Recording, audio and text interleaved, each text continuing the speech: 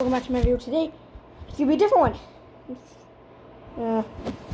So we're not actually gonna have a thing. We're just gonna, have fun. So I'm gonna put this thing right here. So hopefully you guys can hear that. And yeah, you see that?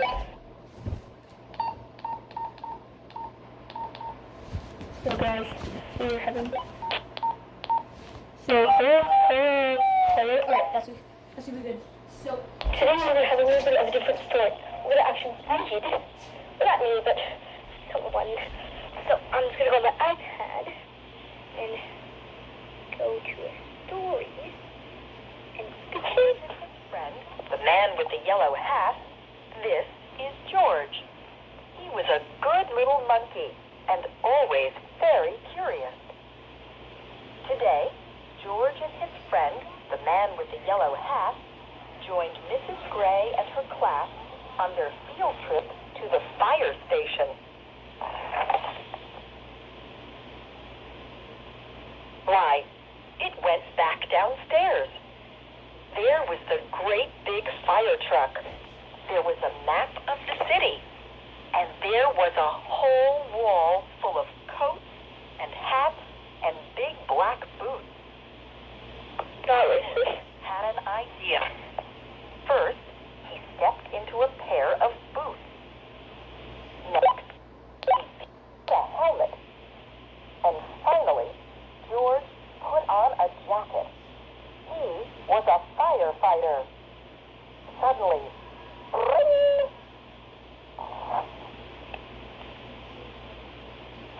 The fire truck with all the firefighters all rushed in.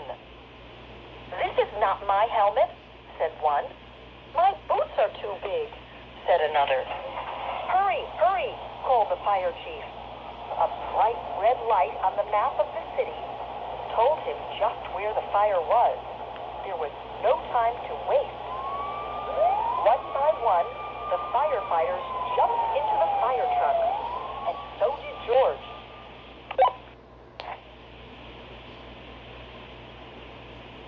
The fire truck, with all the firefighters, sped out of the firehouse, and so did George. The sirens screamed, and the lights flashed. The truck turned right, then it turned left. Whoo, whoo, whoo, went the whistle, and George held on tight. And just like that, the fire truck and all the firefighters pulled up to a pizza parlor on Main Street. Smoke was coming out of a window in the back, and a crowd was gathering in the street. "Thank goodness you're here," cried the cook. The firefighters rushed off the truck and started unwinding their hoses. They knew just what to do, and George was ready to help. He climbed up on the hose.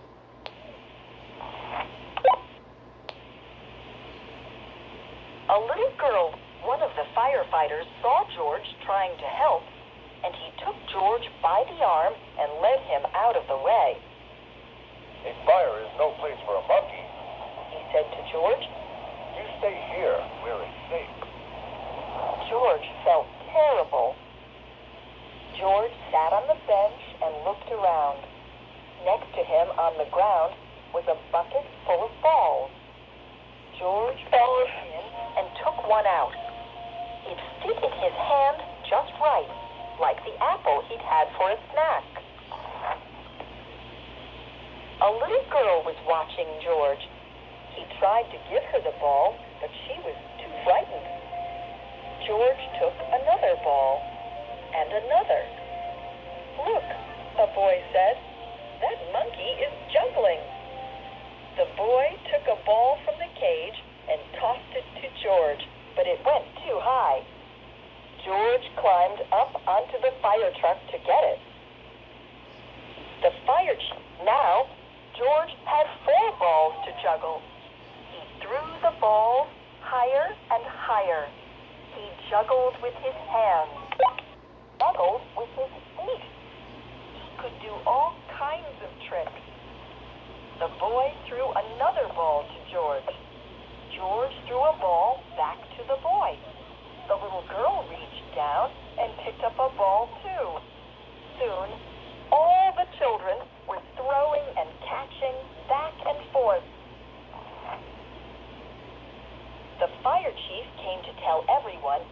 Before long, all the children got to take a ride around the neighborhood on the shiny red fire truck, and they each got their very own fire helmet, even George, and it was just the right size for a brave little monkey.